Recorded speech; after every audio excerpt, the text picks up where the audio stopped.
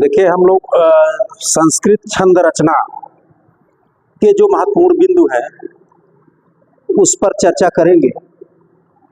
संस्कृत में छंद को जानने के लिए या हिंदी में छंद को जानने के लिए कुछ ऐसे बिंदु हैं जिनको यदि जान लिया जाए तो छंद को समझने में हमको बहुत आसानी हो जाती है। इसको हम कह सकते हैं कि छंद रचना के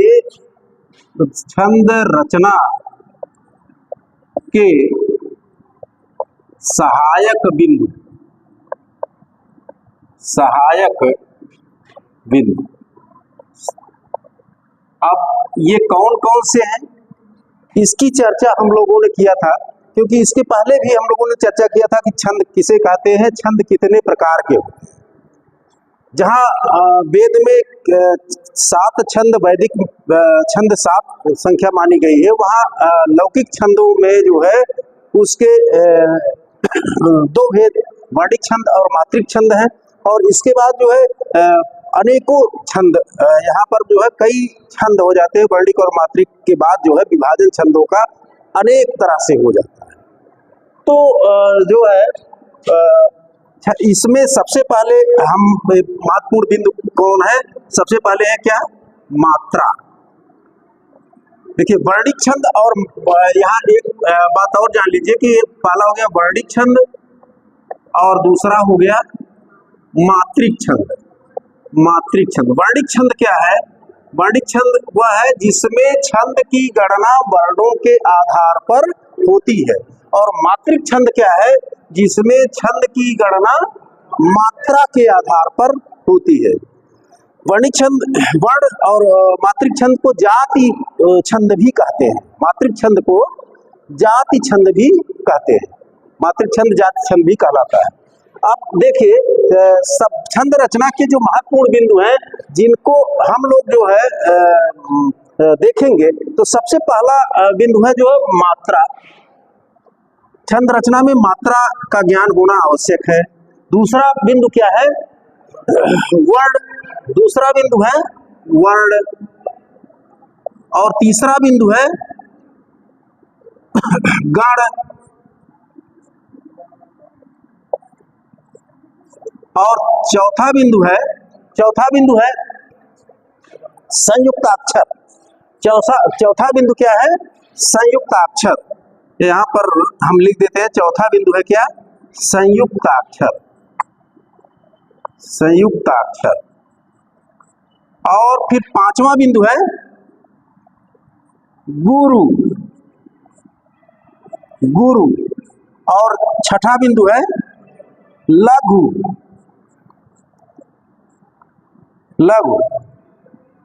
और इसके बाद 7वां बिंदु है क्या? विसर्ग। 7वां बिंदु है विसर्ग। और 8वां बिंदु है अनुस्वार।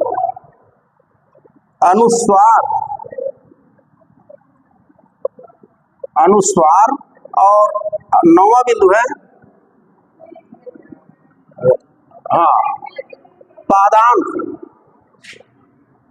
पादांत।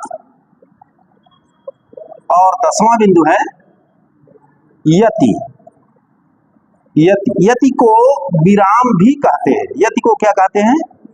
विराम भी कहते हैं। ये विराम भी कई तरह के हो जाते हैं, अर्ध विराम, पूर्ण विराम, इस तरह से विराम भी कई तरह के होते हैं। तो छंद रचना के जो महत्वपूर्ण बिंदु है, सबसे पहले है मात्रा। और मात्रा क्या है? मात्रा, अब देखिए मात्रा, पहला बिंदु, हम अगर पहले बिंदु मात्रा पर चर्चा करेंगे तो छंद में मात्रा का विशेष महत्व है। मात्रा का विशेष महत्व है। मात्रा किसे कहते हैं? किसी जो है जो वर्ण के उच्चारण में लगने वाला जो काल है, यानी समय है, उसको हम मात्रा कहते हैं। वर्ण जैसे उच्चारित करते हैं उसमें जो लगने वाला समय है उसको हम मात्रा कहते हैं। जैसे जो या स्वरों के उच्चारण में लगने वाले काल को, समय को मात्रा कहते हैं। जैसे आप कहते आ आ ह्रस्व और आ आ आ आ आ आ, दोनों में अंतर है कि नहीं? यानी कि जब ह्रस्व उच्चारित करते हैं तो आ, और जब दीर्घ यानी बड़ा आ जिसको आप कहते हैं, छोटा आ बड़ा आ भी लोग कहते हैं, तो बड़ा आ जब जिसको कहते हैं तो आ, तो जो उच्चारण का काल है, यानी उस आ वर्ण के उच्चारण में जो समय लग रहा है, पहले में ह्रस्व में कम लग रहा है इसलिए वह ह्रस्व है, और दीर्घ में ज्यादा काल उच्चारण का समय लग रहा है, इसलिए जो है वो उसका उच्चारण थोड़ा देर तक होता है। तो आ अंतर उच्चारण में ही पता चल जाता है कि नहीं पता चलता है? जैसे ई ऊ इस तरह से। तो कार्य है कि छंद की रचना में मात्रा का ज्ञान होना आवश्यक। अब मात्रा जो है,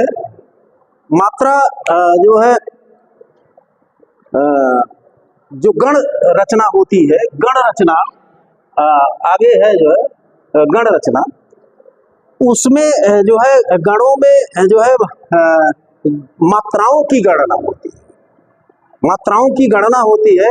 तो कहते हैं कि एक मात्रो भवेद ह्रस्वः द्विमात्रो दीर्घम उच्यते त्रिमात्रस्तु पुलतो गेयो व्यंजनांच अर्धमात्रिकम। मात्रा के संदर्भ में एक श्लोक प्रसिद्ध है जो है क्या है कि एक मात्रो भवेद ह्रस्व,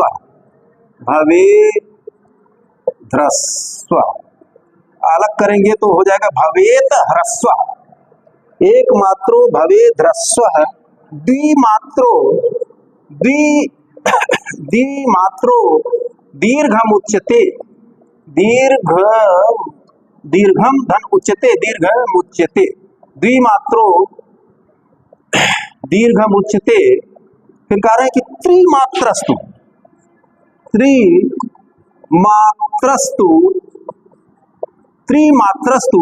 प्लुतो गेयो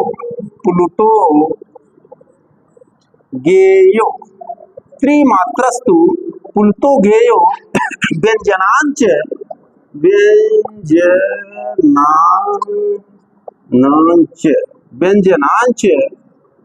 चार्धमात्रिकम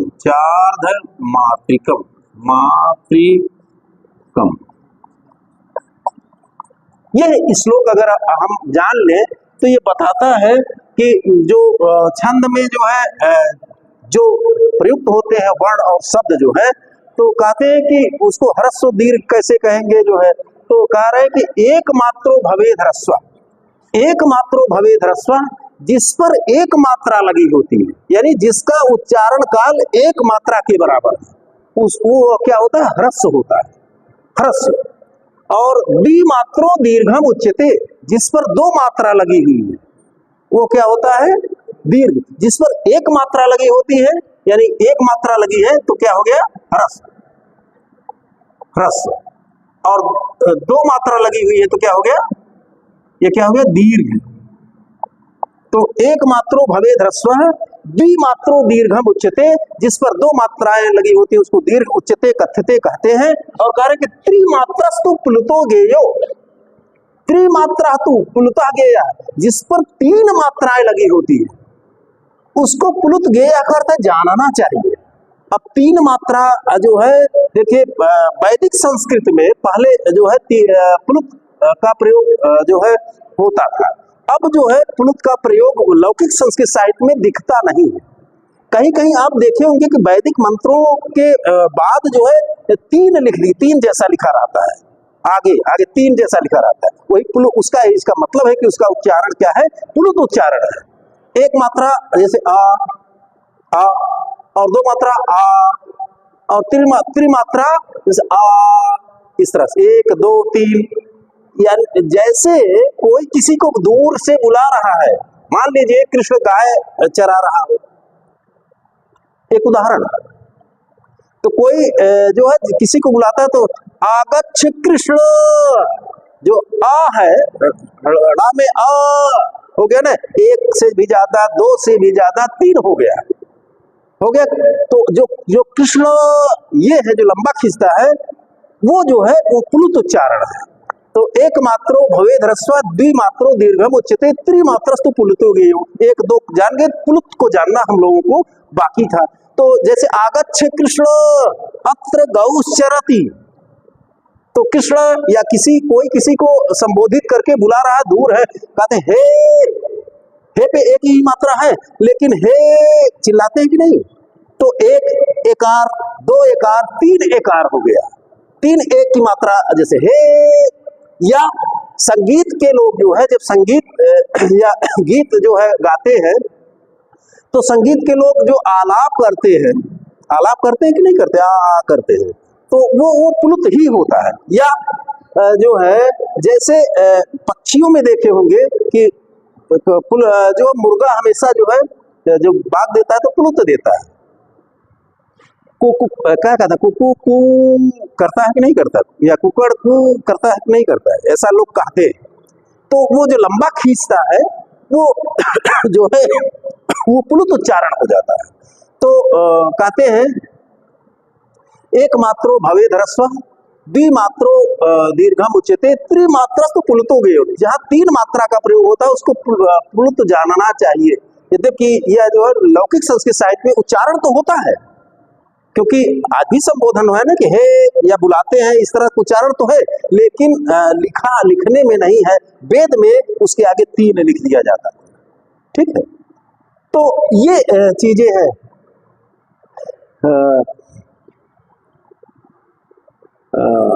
एक और भी बड़ा पाणिनि शिक्षा में बड़ा इसका सुंदर उदाहरण जो है मिलता है।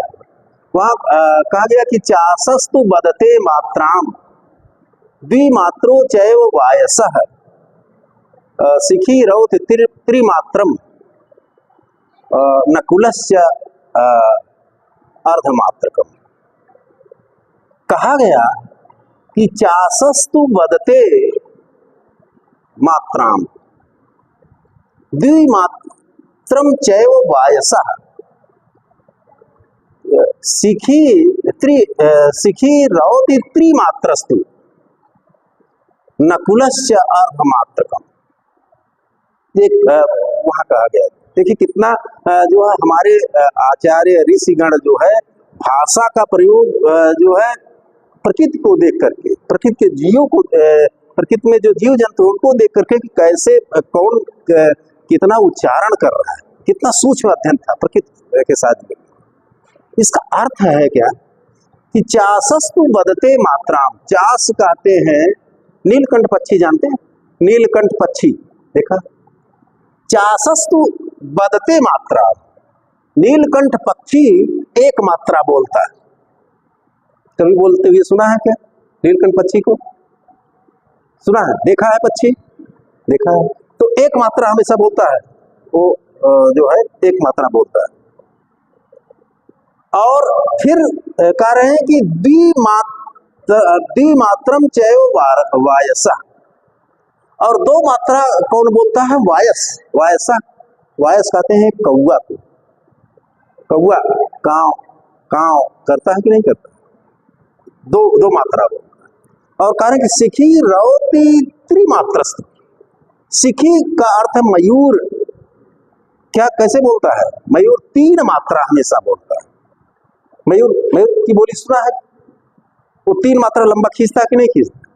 और कह रहे हैं कि नकुलस्य अर्धमात्रकम, और नकुलः, नकुल का अर्थ होता है नेवला, अर्धमात्रकम हमेशा आधा मात्रा बोलता है।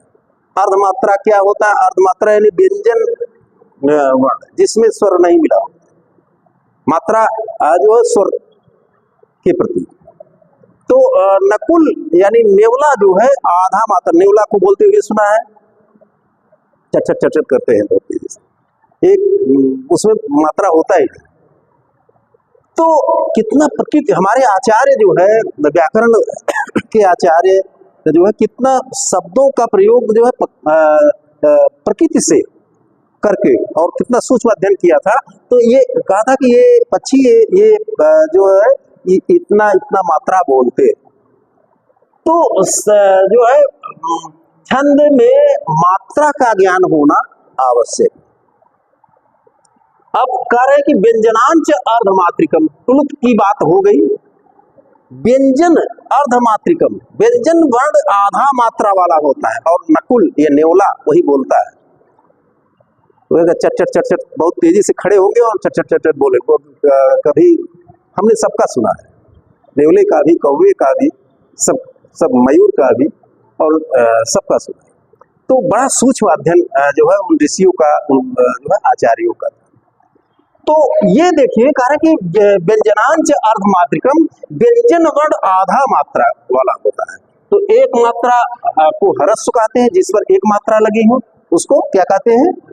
ह्रस्व कहते हैं। द्विमात्रम दीर्घम उच्यते, जिसमें दो मात्रा लगी हो उसको क्या कहते हैं? दीर्घ कहते हैं। त्रिमात्रस्तु पुलतो गेयो, जिसमें तीन मात्रा लगी हो, यानी जिसका उच्चारण तीन उच्चारण काल के बराबर हो, एक से भी ज्यादा, दो से भी ज्यादा, तीन हो गया, तीन से ज्यादा हो जाए तो उसको क्या जानना चाहिए? प्लुत जानना चाहिए। और कह रहे हैं कि व्यंजनांच अर्धमात्रिकम, और व्यंजन वर्ण को क्या जानना चाहिए? आधा मात्रा वाला जानना चाहिए। ये तो हो गया मात्रा का ज्ञान। और फिर इसके बाद वर्ण, वर्ण जो है छंद, इसको मिटा दे क्या? हाँ, अब देखिए दूसरा है वर्ण। ये वर्ण जो है, वर्णिक छंदों में वर्ण का ज्ञान बहुत आवश्यक है। ये जो गण होते हैं, वर्णिक छंद में जो गण है, वर्णिक छंद में गण होते हैं वो 8 होते हैं, जिसकी चर्चा अभी हम प्रसंगता कर भी देंगे, पहले किया भी जा चुका है। तो उसमें जो है वर्णों की संख्या का ज्ञान होना आवश्यक है कि गणों में कितने कितने वर्ण होंगे। वर्ण, वर्ण देखिए वर्ण, अब ये जो है एक गण में कितने वर्ण होते हैं? एक गण में वर्णिक छंदों में 3 वर्ण होते हैं। एक गण में 3 वर्ण होता है। एक गण में कितने वर्ण होते हैं? 3 वर्ण। और इस तरह से कुल 8 गण बताए गए। 8 गण बताए गए हैं। यगण, मगण, तगण और रगण, जगण, भगण, नगण, सगण, ये जो है 8 गण बताए गए। तो ये जो है ये वर्णों का ज्ञान होना आवश्यक है कि इस में जो है कितने गण हैं और कितने गणों में कितने वर्ण होते हैं, इसका ज्ञान भी छंद रचना में सहायक है। अगर नहीं है, पता ही नहीं कि गण कितने का होता है, कितने वर्णों का होता है, तो फिर कठिनाई हो जाती है समझने में। ठीक है। और इसके बाद जो है फिर है गण। देखिए वर्ण के बाद फिर है गण। गण जो है गण, एक मिनट देखिए, गण छंद रचना में गण 8 गण है। पहले तो छंद 2 तरह का हो गया, वर्णिक छंद और मात्रिक छंद।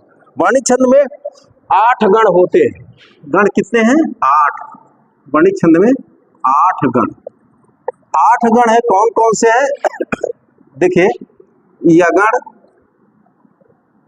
यगण इसका प्रतीक केवल या, कहने के लिए यगण को कहते हैं या, यगण लिख देते हैं हम यगण। फिर इसके बाद दूसरा क्या है? मगण। और इसके बाद तीसरा क्या है? तगण। और इसके बाद चौथा है रगण। और इसके बाद 5वां है जगण। और इसके बाद 6ठा है जगण के बाद भगण, भगण। और इसके बाद 7वां है नगण। और 8वां है सगण। ये जो है 8 गण, गण जो है गण का ज्ञान भी होना आवश्यक है, गण का ज्ञान होना आवश्यक है। तो 8 गण इधर मिटा दिया जाएगा। देखिए 8 गण जो है होने या जानने उस आवश्यक है, छंद जिसको जानना है वो कौन कौन से हैं? यगण, मगण, भगण, यगण, मगण, तगण, रगण, जगण, भगण, नगण और सगण। ये 8 गण जो है, ये 8 गण, इनके विषय में जान लेना आवश्यक है।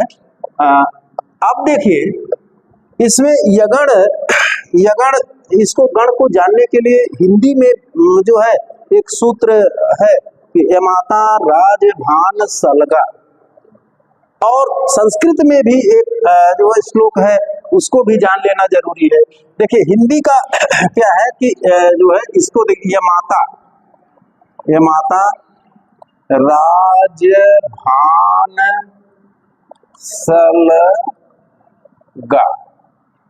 यमाता राज भान सलगा, ये जो है ये अगर जान गए तो गण आप जान जाएंगे।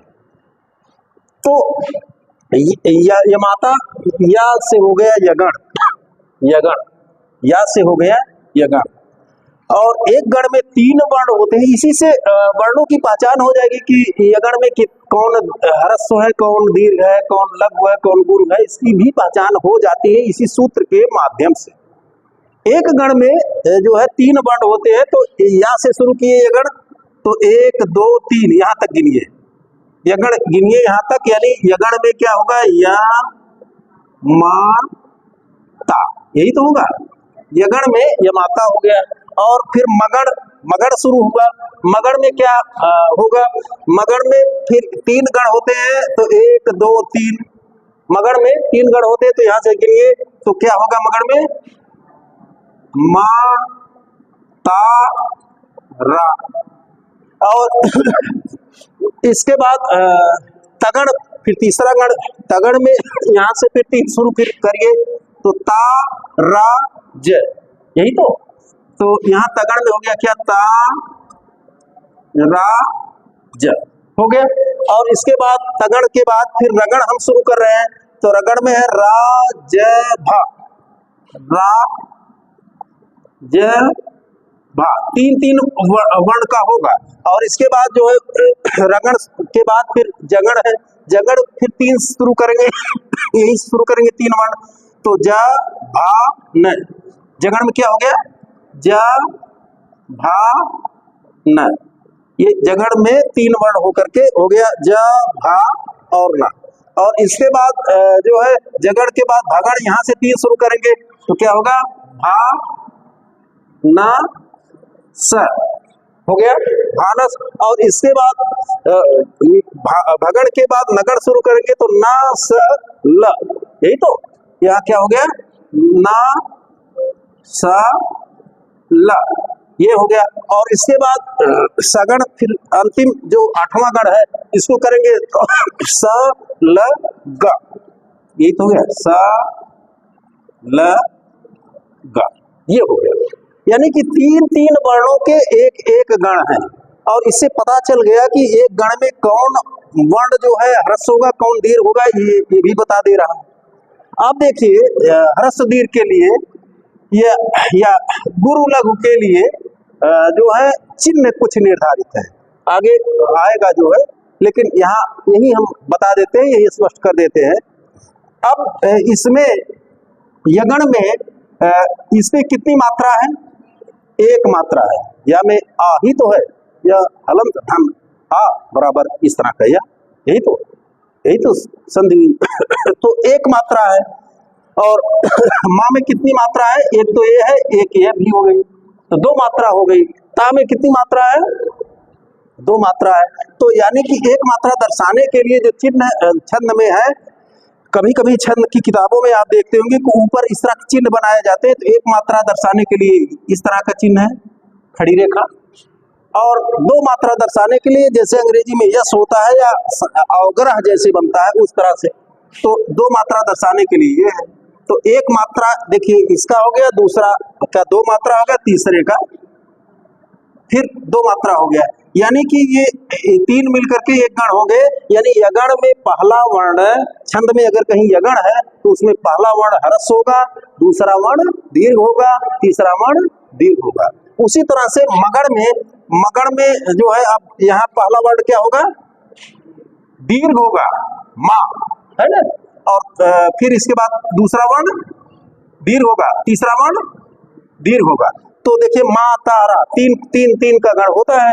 तो अगर कहीं छंद में मगण प्रयुक्त है तो इसका मतलब है कि तीनों क्या हो गए, तीनों वर्ण क्या होंगे, दीर्घ होंगे, अगर कहीं मगण प्रयुक्त है। और इसके बाद तगण जो है, तगण में देखिए पहला वर्ण क्या होगा, दीर्घ हो गया, और ये क्या हो गया, दीर्घ हुआ, और ये लघु हुआ।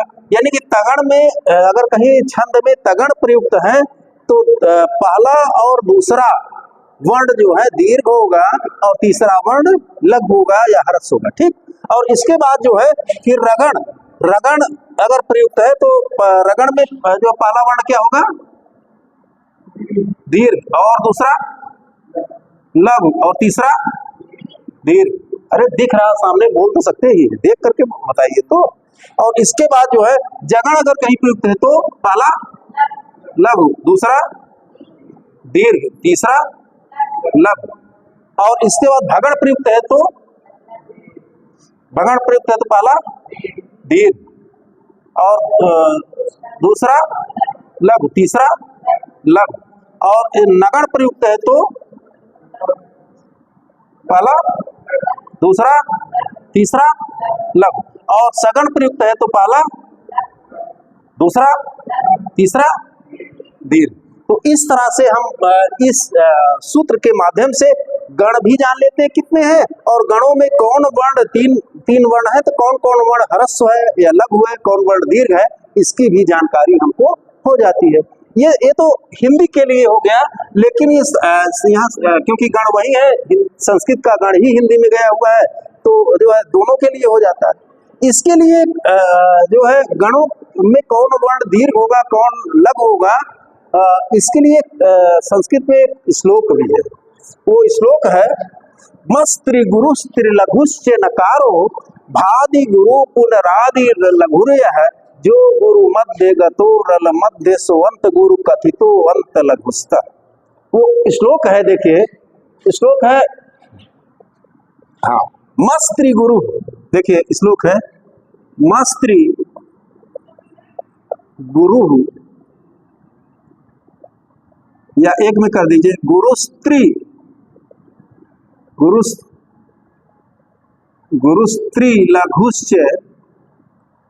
लघुश्च नकारो, मस्त्रि गुरुस्त्री लघुश्च नकारो भादि गुरु पुनरादि लघुर्यः, भादि गुरु पुनरादि लघुर्यः, ये हो गया एक चरण। जो गुरु मध्य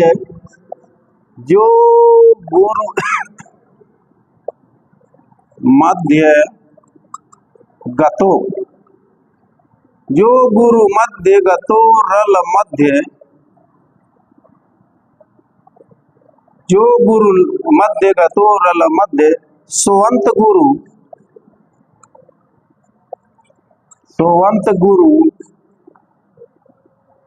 कथितो अंत लघुस्ता, कथितो अंत लघुस्ता।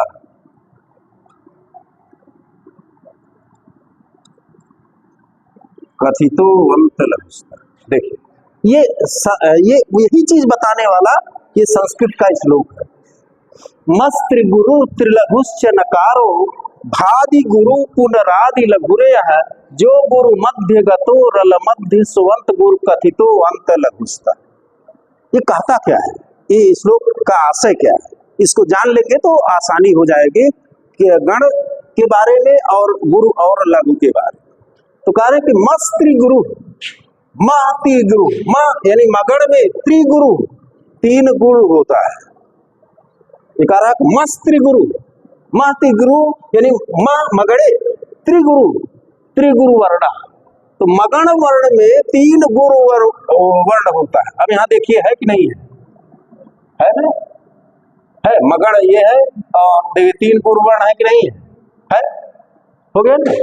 मस्त त्रिगुरु, यहाँ पर आप लिख सकते हैं कि त्रिगुरु, त्रिगुरु, मस्त त्रिगुरु। त्रिलघुश्च नकारो, नकारो नगण में त्रिलघु 3 लघु होते हैं। देखिए पहले इन्होंने बताया कि मगण में 3 गुरु होते हैं, लघुश्च नकारो, और नगण में कितने होते हैं? 3 लघु होते हैं। तो नगण देखिए यहाँ पर 3 लघु है कि नहीं है? तो त्रिलघु, यहाँ पर त्रिगुरु हुआ, यहाँ पर क्या हो गया? त्रिलघु, त्रिलघुश्च नकारो। और फिर कह रहे हैं कि भादि गुरु, भा यानी भगण में आदि गुरु, आदि का अर्थ है पहला वर्ण, गुरु का अर्थ गुरु होगा। भगण में पहला वर्ण ही गुरु होगा, यानी कि जो दूसरा तीसरा है क्या हो जाएगा? फिर लघु हो जाएगा। ये केवल भगण में कह रहे कि आदि गुरु केवल पहला वर्ण गुरु होगा। तो भगण कहाँ है? भगण यहाँ देखिए पहला वर्ण गुरु है कि नहीं है? और दूसरा तीसरा लघु। ये जो है भगण क्या हो गया? आदि गुरु। भादि गुरु यानी भगण में आदि गुरु हो गया। और इसके बाद कह रहे हैं भादि गुरु पुनरादि लघु, पुनः का अर्थ है फिर, आदि लघु वाला, यह का अर्थ है यगण होता है। यगण आदि यानी पहला वर्ण लघु वाला होता है। तो यगण देखिए, यगण में पहला वर्ण लघु है कि नहीं है? यानी कि पहला वर्ण लघु है और बाकी दो वर्ण क्या हो जाएंगे? दीर्घ हो जाएंगे। तो यगण में केवल पहला वर्ण लघु होता है। तो ये जो है कार्य की आदि लघु रेया, आदि लघु, देखिए आदि लघु हो गया। कौन? यगण, आदि लघु हो गया। और इसके बाद फिर कह रहे कि जो गुरु मध्यगतो, जो जगणे, जगण में गुरु, गुरुवर्ण मध्यगता बीच में जाएगा। जगण में गुरुवर्ण बीच में जाएगा, यानी कि पहले और बाद में क्या होगा? लघु हो जाएगा। और गुरुवर्ण कहाँ चला जाएगा? बीच में जाएगा। 3 ही जाना है, 3 ही होना है। तो कह रहे कि जो गुरु मध्यगता है, जो जगड़े गुरु, गुरुवर्ण है मध्यगता, मध्य बीच में चला गया, यानी कि पहले और अंत में क्या हो गया? लघु हो गया। तो ये हो गया जो गुरु मध्य गता, ये हो गया। और इसके बाद रल मध्य, रा रगणे, रगण में ला लघु, मध्य बीच में होगा। रगण में रल मध्य का अर्थ हो गया रगण, रा से रगण, ला से लघु, मध्य का अर्थ है बीच। तो रल मध्य, रगण में लघु वर्ण बीच में होगा। तो रगण देखिए राज भा, लघु वर्ण ये है बीच में है कि नहीं है? तो ये हो गया रल मध्य, र ल मध्य, ये हो गया रल मध्य। जो देखिए रल मध्य। और सो अंत गुरु, सो सगड़े, सगड़ में अंत गुरु, अंतिम वर्ण क्या होगा? गुरु होगा। तो सगड़ में यहाँ देख लीजिए, सगड़ में अंतिम वर्ण ये लघु है, लघु है, और ये गुरु है, देखिए लघु लघु और ये गुरु है। तो सो अंत गुरु हो गया। सो अंत गुरु। फिर इसके बाद कह रहे हैं कि कथितो अंत लघुस्ता, तगड़े, तगड़े अंत लघु कथिता, तगड़े यानी तगड़ में अंत लघु कथिता, अंतिम वर्ण केवल लघु कहा जाएगा। तो तगड़ देख लीजिए, तगड़, तगड़ ये देख लिया, इसमें अंतिम वर्ण देखिए ये दीर्घ है, ये दीर्घ है, अंतिम वर्ण लघु कहा गया कि नहीं कहा गया? तो वही चीज कह रहे हैं कि कथितो अंत लघु तगड़े, तगड़ वर्ण में अंत लघु कथिता, अंतिम वर्ण लघु कथिता कहा गया है, बताया गया। तो देखिए तगड़ में ये अंत लघुता, देखिए अंत लघुस्ता, ये अंत लघु वाला हो गया। तो इस तरह से ये सूत्र ही बता देता है कि गण में, एक गण में 3 वर्ण हो जाते हैं, और तीनों की क्या व्यवस्था है, कौन किस गण में कौन वर्ण लघु होगा, कौन वर्ण गुरु होगा, इसकी भी व्यवस्था बता देता है कि मस्त्रि गुरु त्रिलघुश्च नकारो भादि गुरु पुनरादि लघुरे जो गुरु मध्य गतो रल मध्य सुवंत गुरु कथितो अंत लघुस्ता। ये जो है ये भी बता देता है। और अगर ये आप जो है आपको कुछ कठिनाई हो तो ये भी ये और बता देता है हिंदी का, या माता राजभान सलगा, और गण व्यवस्था भी हो जाती है, गुरु लघु का ज्ञान भी हो जाता है। तो इस तरह से जो है छंद रचना में गण की महत्ता हमको जानना आवश्यक है। अब संयुक्त अक्षर ये देखिए, गण के बाद हम लोग इसको मिटा दे रहे हैं। गण के बाद जो है हम संयुक्त, और देखिए इसमें और भी आगे चीजें हैं। प्रत्येक गण के अलग अलग देवता भी हैं, ये गण के देवता भी हैं जो है वो देवता से जुड़ता है ये जो है, तो वो बताएंगे हम आगे उसको जो है। तो देखिए अब आगे है संयुक्त अक्षर।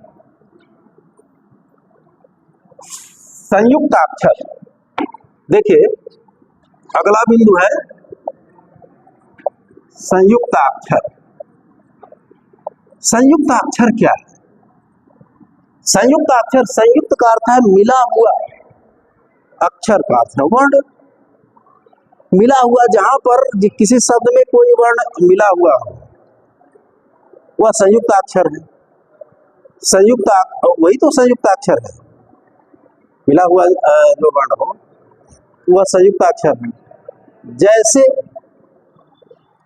जैसे क्या कहेंगे, जैसे कोई उदाहरण बताइए संयुक्त अक्षर का। जैसे जो है संयुक्त अक्षर को जानना क्यों छंद में आवश्यक है, जैसे कोई कहा दे, जैसे तन्मय, मान लीजिए एक उदाहरण हम देते हैं, आप ये देखिए तन्मय है, तन्मय, या आप कोई और उदाहरण दे दीजिए जो जिसमें संयुक्त अक्षर हो। पंचम,